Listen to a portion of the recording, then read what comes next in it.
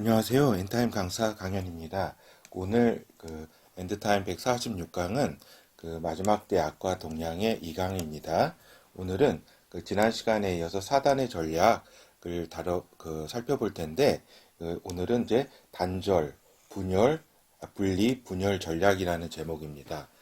먼저 지난 145강 사단의 부정 왜곡 모방 전략 가운데 제가 한 구절 빠뜨린 게 있어가지고 먼저 그 부분 살펴보도록 하겠습니다. 사단의 홍수 멸절 계획, 홍수를 통해서 또 이스라엘 백성을 멸절할 때에 사단의 어떤 의도를 파악할 수 있는 구절을 소개해 드리도록 하겠습니다. 그러니까 모세와 이스라엘 백성이 홍해를 건넌 다음에 이제 부른 이제 노래입니다. 노래 가운데 이제 출애굽기 15장 9절에서 10절 대적의 말이 내가 쫓아 미쳐 탈취한 물을 나누리라. 내가 그들로 인하여 내 마음을 채우리라. 내가 내 칼을 빼리니 내 손이 그들을 멸하리라 하였으나 주께서 주의 바람을 일으키심에 바다가 그들을 덮으니 그들이 흉흉한 물에 납같이 잠겼나이다. 그렇죠? 그래서 여기서 대적이라는 거는 이제 바로 왕, 파라오 왕과 구의 군대를 이제 의미하지만 또한 영의 실체로서 그 뒤에 사단이 이러한 의도, 완전히 이스라엘 백성들을 멸하려는 그러한 계획을 가지고 있었다. 이러한 사실입니다. 그렇죠. 그래서 오늘 이제 단절, 분리, 분열 전략에 대해서 살펴볼 것인데, 이제 사단은 원래 이간하는 자다. 그래서 우리가 지난 시간에 살펴본 사단의 부정, 왜곡, 그 다음에 모방 전략은 사단의 이제 본원적 성격에서 나온 것이라고 한다면, 이거는 단절과 분리와 분열은 이제 사단이 주로 행하는 어떤 행위라고 할 수 있죠. 그렇죠. 그래서 이제 사단은 본래 이간하는 자다. 그래서 분리와 분열을 하는 것이 사단의 주특기다. 이러한 이야기입니다. 그래서 이제 사단은 이제 하나님께서 아담 이후 하나님께서 이제 내 언약을 이렇게 아담과 노아, 그 다음에 이렇게 아브라함 쭉쭉 이렇게 자신의 내 언약을 이렇게 약속하셨잖아요. 내 언약 약속의 실체가 메시아와 메시아 나라가 핵심이었다라고 우리가 살펴본 바 있습니다. 그렇다면은 사단은 그럼 무엇을 그렇다 했느냐? 하나님의 내 언약 계승을 단절시키려는 어떤 전략을 지속적으로 펼쳤다. 알겠죠? 그러니까 이게 그렇게 어려운 내용 아니죠? 그렇죠? 하나님께서는 내 언약을 개성을 시키려는 것이었고, 그 다음에 사단은 이러한 하나님의 내 언약 계승을 단절시키는, 방해하는 그러한 전략을 펼쳤다. 이런 이야기입니다. 그래서 이제 먼저 내 언약 계승 단절 전략 가운데 이제 먼저 이제 사단은 메시아에 이제 초점을 뒀어요. 메시아에 초점을 둬서 메시아가 나올 이스라엘 백성들을 진멸을 하려고 이렇게 했었고, 그 다음에 모세라든가 예수 그리스도가 태어날 때에 이렇게 유아 사례 등을 통해 가지고 이런 메시아를 싹부터 이렇게 자르려고 했죠. 이렇게 그런 단절을 시키려고 이렇게. 그래서 메시아가 태어나지 못하도록 하는 그러한 전략을 펼쳤습니다. 단절 전략. 그런데 이제 사단이 이제 전략이 좀 변합니다. 전략이 변하는데 그거는 어떻게 변하게 되냐면 이제 메시아께서 이제 예수 그리스도께서 초림이 이제 오시잖아요. 그러니까 오시기 이전에는 메시아에 초점을 둬가지고 단절 전략을 펼쳤는데 초림 이후에는 이제 메시아가 왔잖아요. 일단 왔기 때문에 메시아 단절은 이제 못하고 이제 메시아 나라에 초점을 맞춰가지고 메시아 나라를 이렇게 인류로부터 단절을 시키겠다. 단절을 메시아 나라의 신앙을 가지고 있었던 이스라엘을 멸절하고 그 다음에 요 메시아 나라라는 거를 그 인간의 기억 속에서 이제 없애려고 했다. 알겠죠? 그래서 이제 여기서 나온 것이 대체 신학이다. 이스라엘을 부정하는 것이다. 이스라엘은 이제 하나님께서 버리셨다. 너희가 이스라엘이 하나님께 선택받았을지라도 버렸다. 이스라엘을 부정하는 거죠. 그리고 영적 이스라엘이라고 해서 이제 새로운 개념들을 이렇게 만들어내는 겁니다. 그렇죠. 그래서 여기서 이제 사단의 전략이 그 메시아께서 오심으로 이제 메시아 초점에서 그 부정 전략이 단절 전략이 메시아 나라로 좀 초점이 옮겨졌다 이런 사실입니다. 그리고 또 한편으로는 이제 메시아가 이제 승천하시고 오순절 이후 뭐예요? 이제 그 복음이 이제 편만하게 이렇게 퍼졌잖아요. 퍼지니까 이제 당황해가지고 이제 사단도 이제 막 그 황제 숭배 이런 사상을 이렇게 로마에 이렇게 막 그 주입을 시키고 이렇게 하면서 이제 기독교인들을 이제 박해를 시작해서 이제 잡아 죽이고 이제 공포에 이렇게 몰아넣었다. 알겠죠? 그런데 사단이 당황을 한 것이 이렇게 박해를 하고 죽이면 죽일수록 이 생명 이제 복음이 더욱더 이렇게 펼쳐나가는 거예요. 더. 그래가지고 이제 당황한 이제 사단은 이제 어떤 전략으로 바꾸냐면은 신앙을 이제 종교화, 세속화 전략으로 이렇게 바꾸게 됩니다. 뭐냐면은 이제 신앙이라는 거는 이제 생명력을 가지고 있는 거잖아요. 생명력, 이 복음. 그런데 이거를 이제 화석화시키겠다. 종교화, 하나의 의식화시키겠다. 그래서 이제 생명, 복음의 종교화, 화석화를 기도했는데 이것이 이제 크게 이제 성공을 하게 되었다. 사단 전략에 있어서 이렇게 물론 결국에는 실패를 하지만 그래도 사단이 구사한 전략 중에 가장 크게 성공한 것이 신앙의 종교화, 세속화 전략이었다. 알겠죠? 이러면서 이 종교화는 형식화를 기본으로 해가지고 이제 그러니까 의식과 이제 본질이 이제 분리가 됨으로써 이제 외식하는 양상을 띠게 되잖아요, 사람이. 이제 교회에서는 이제 거룩한 척을 하다가 밖에서는 이제 세속의 사람보다도 더 못한 그런 모습을 띌 수밖에 없잖아요. 진정한 신앙과 생명을 가지지 않은 경우에는. 그래서 이런 양상을 띌 수밖에 없었고, 또 이교의 의식과 사상이 기독교에 들어오게 되었다. 알겠죠? 그 전에는 순수한 이제 그 기독교에서 이제 이교의 여러 가지 태양 신이라든가 그 다음에 어떤 여신 숭배라든가 여러한 다양한 이교 뭐 이렇게 크리스마스도 이렇게 그 부활절이라든가 여러 가지 이제 이방의 이교 의식과 사상이 들어온 거는 다 아실 겁니다. 제가 여기서 언급하지 않아도. 그리고 이제 순교에서 그래서 이제 프리미엄으로 그러니까 신앙이 초대교회 때는 이제 아주 순교하는 어떤 생명을 이제 걸고서 신앙을 가져야 되는 상황이어서 이제는 이제 이 세속화되고 이제 국교화됨으로써 이제 이때부터는 이제 프리미엄인 하나의 기득권이다. 신앙을 갖는 게 기득권이고 출세를 하려면 황제가 예배에 오는데 출세를 하려면은 높은 사람들이 교회에 갔기 때문에 거기에 이제 모든 신앙이 없어도 교회에 출석하는 그러한 상황들이 펼쳐졌다. 이런 이야기입니다. 그렇죠. 이거는 상당히 이렇게 사단이 다시 말씀드리지만 사단 전략 가운데 어떤 탁월한 전략이었다. 성공한 전략이었다. 알겠죠?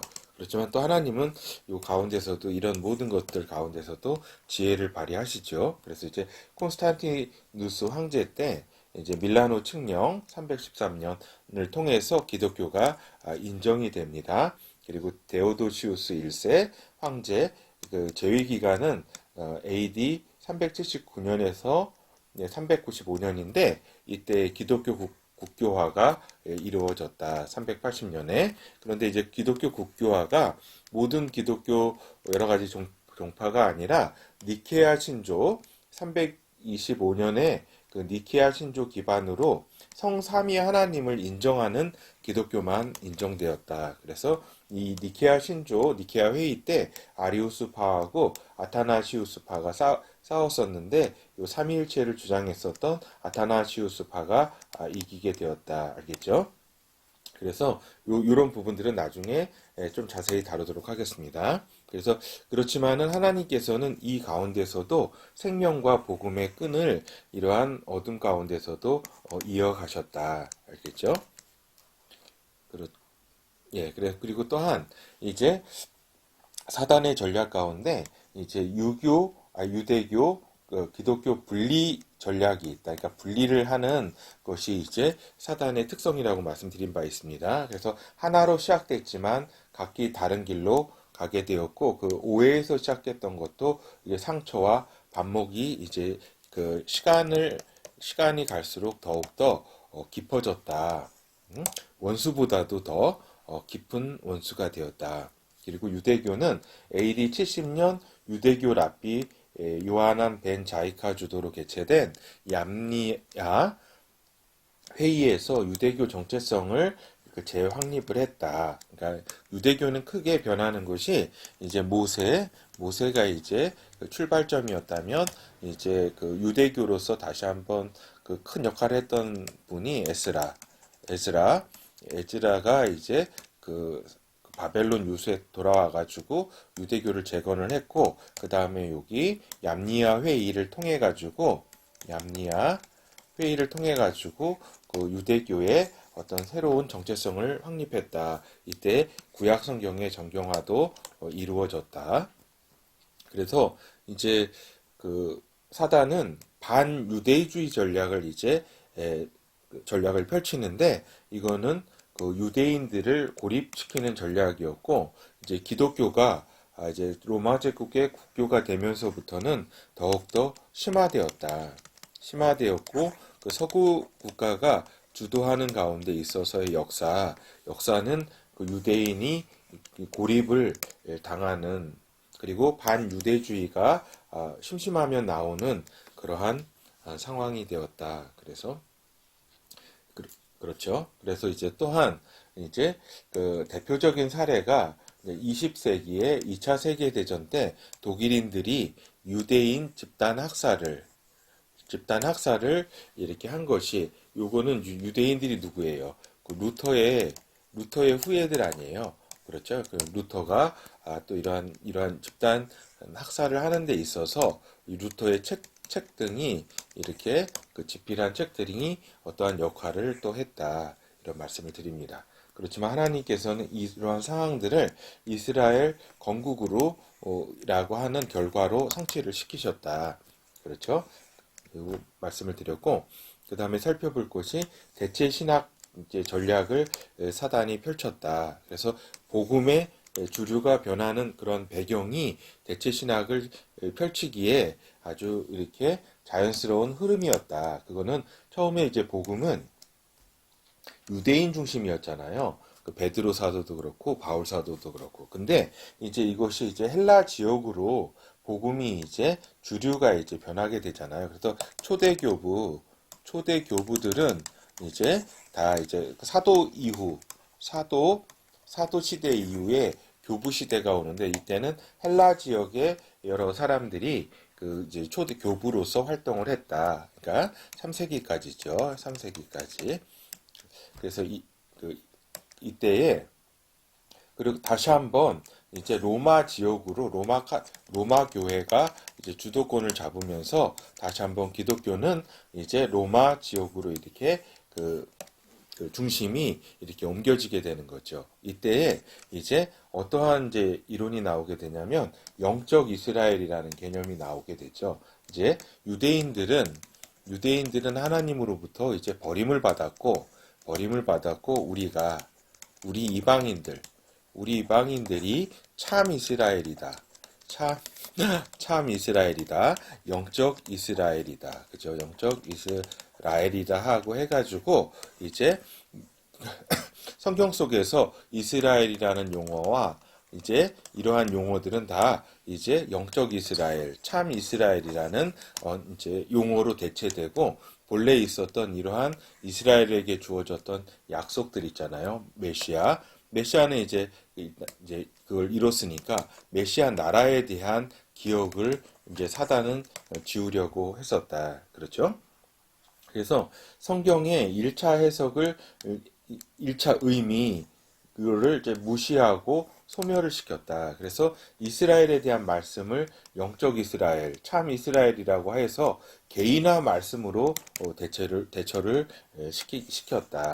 이제 여기에 대한 이제 저도 이제 한 가지 예를 말씀드리는데 이사야서 41장 18절이 광야로 무치되게 하며 마른 땅으로 샘 근원이 되게 할 것이며 이것이 이제 그 메시아 나라 원래 원뜻이 하나님께서 세우실 이제 메시아 나라가 이렇게 될 것이다라고 하는 건데 요거는 제가 이제 모태 신학이긴 하지만 또 이제 20세 19살 때 그때 이제 요 말씀을 나의 이제 말씀으로 받아가지고 이제 광야로 못이 되게 하며 마른 땅으로 샘 근원이 되게 할 것이며 요 말씀이 이제 하나님께서 내게 준 말씀이다. 내게 준 말씀이다 해가지고 이렇게 평생을 살아온 거죠. 그렇지만 이게 틀렸다는 게 아니라 이것이 이렇게 하는 것이 틀렸다는 게 아니고 맞죠. 하나님께서 주신 말씀이 맞죠. 그렇지만은 이 원뜻은 메시아 나라를 이렇게 실제로 이렇게 만드시겠다고 하는 그러한 하나님의 뜻은 잊어버리게 되었다. 그리고 이러한 것에는 사단의 대체신학, 영적 이스라엘이라고 하는 이러한 전략이 이렇게 작용한 것이었다. 그리고 이것이 더 나아가서는 영의 부작용, 모든 것을 그냥 영적 해석이라 그래가지고 막 이렇게 신천지라든가 모든 그냥 뭐 자기 코에 걸면 코걸이, 귀에 걸면 귀걸이식으로 그냥 모든 걸 그냥 이렇게 영적으로 해석한다는 미명화의 그 말씀을 난도질하고 있다. 그렇죠. 시간이 빨리 갔네요. 빨리 가야 되겠네요. 그래서 이제 기독교 내 메시아 나라의 부정 전략 요거에 대해서 말씀을 드리도록 하겠습니다. 그래서 이제 기독교 내에서도 이제 메시아 나라에 대한 부정을 이렇게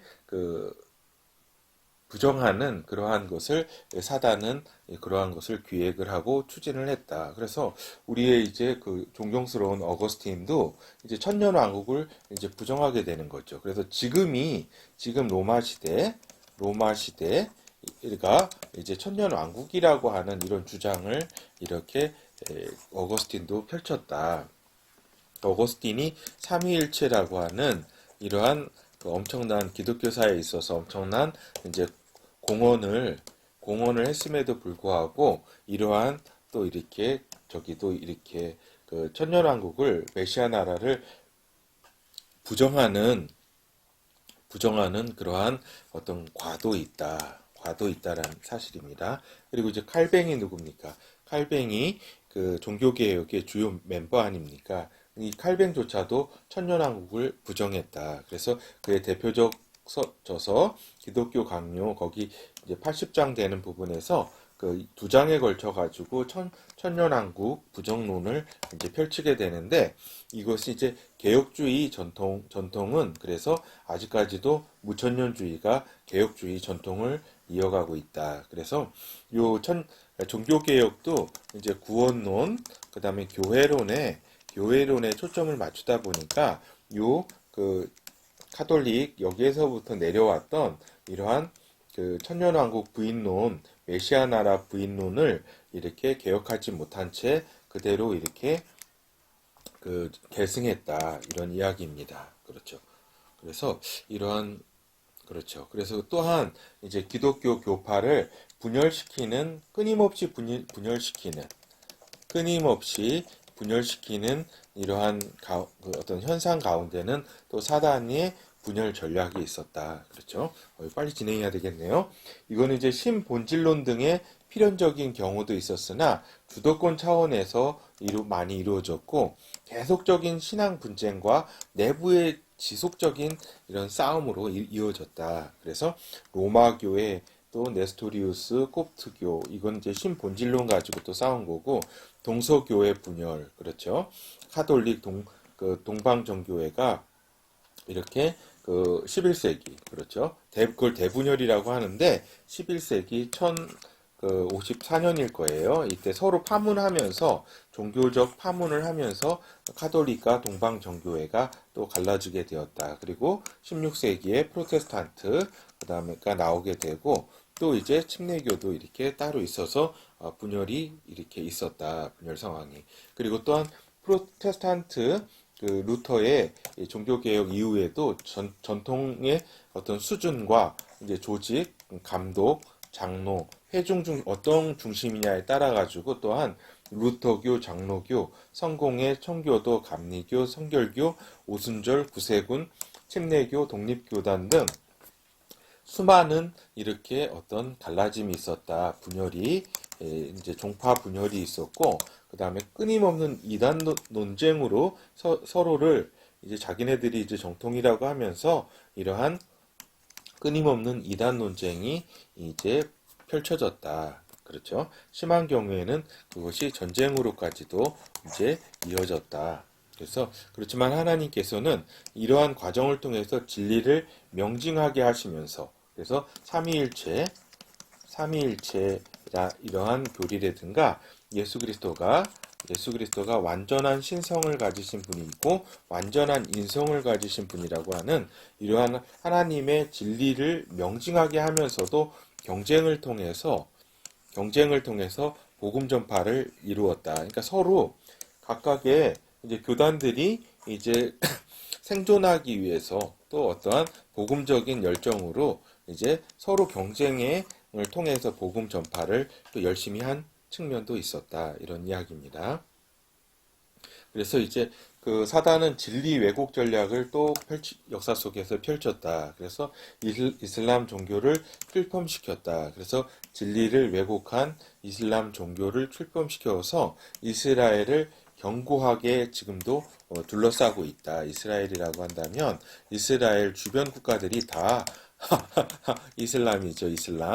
이슬람인데 이거는 이제 그 예전에 그 이스마엘과 그 이삭과 또 야곱과 에서의 이러한 그 형제 갈등이 이렇게 지금 이제 종족 갈등으로 변하고 또 민족 갈등에서 이제 소외됐던 하나님의 그 내언약에서 소외됐던 이러한 이제 사람들이 자신들이 사단의 그 음성을 들어서 이슬람이라고 하는 종교를 따로 자신들이 만들어서 진리에 도전하게 된다. 이때에 이제 그 아브라함의 후손들도 이제 후손들의 상처를 이제 사단이 이용하면서 이러한 이슬람이라고 하는 이러한 종교를 이렇게 만들고 또 지금까지 종교적 갈등을 심화시키고 있다. 그리고 이 이슬람이 예루살렘 지역을 장악을 해서 그러니까 황금돔 사원이나 아락사 사원 그래서 이제 예루살렘을 지금까지도 종교적으로는 장악을 지금까지는 하고 있는 거죠. 근데 이제 1967년 3차 중동전쟁, 6.1 전쟁을 통해서 이스라엘은 예루살렘을 회복은 했습니다. 그렇지만 아직 종교적으로는 그 영의 입장 측면에서는 아직까지도 예루살렘 지역을 장악하고 있다. 그리고 이제 사단은 유사 기독교를 통해 가지고 몰몬교라든가 안식교라든가 그 여호와의 증인이라든가 이러한 유사 기독교를 출범시킴으로써 진리를 왜곡시키는 왜곡 전략 가운데 하나죠. 이것도 그렇죠. 그러고 또한 무신론이라든가 근대에 들어오면서 이제 진화론이라든가 합리주의라는 게 뭐냐면은 그 영의 세계를 인정하지 않겠다. 오직 물질과 보이는 물질과 보이는 세계만 세계만 이제 다루겠다는 것이 합리주의잖아요. 그렇죠? 그렇지만은 이게 영의 세계가 있고 또 물질의 세계가 있는, 영의 세계가 있는 거를 이렇게 간과한 거죠. 인정하지. 그건 잘, 그렇죠. 그리고 인본주의. 그렇죠. 인간이 모든 것을 중심에서 결정하겠다고 하는 하나님 부정 전략을 이렇게 근대에 들어오면서 사단은 더욱더 부정 전략을 강화시켰다. 그래서 하나님이 없다. 그렇죠. 하나님이 없다. 그래서 이것이 이제 부정 전략이죠. 사단의. 그러니까 사단도 자신도 없다. 영적 세계, 영의 세계는 없다. 없다. 부정하는 거죠. 모든 것을. 부정하면서 결국은 이런 것을 통해서 하나님을 대적하는 그러한 전략을 이렇게 사단은 펼쳤다. 이런 이야기입니다. 그래서 이제 결어로, 이게 시간이 너무 많이 갔는데, 빨리 끝내도록 하겠습니다. 사단의 교회 세속화 전략, 그리고 교회 분열 전략에 대해서 우리가 살펴봤잖아요. 그래서 이러한 사단의 교회 세속화 전략은 상당히 이렇게 좀 성과를 거둔 측면이 있다고 말씀드렸습니다. 그렇지만 하나님께서는 그런 가운데서도 복음의 진전을 이루셨고, 이러한 교회가 분열되는 사단의 책동 가운데서도 일부 진리를 이렇게 투쟁의 요소, 진리 투쟁, 어떤 진리를 명징하게 하는 그러한 소득도 있었다, 하나님께서는.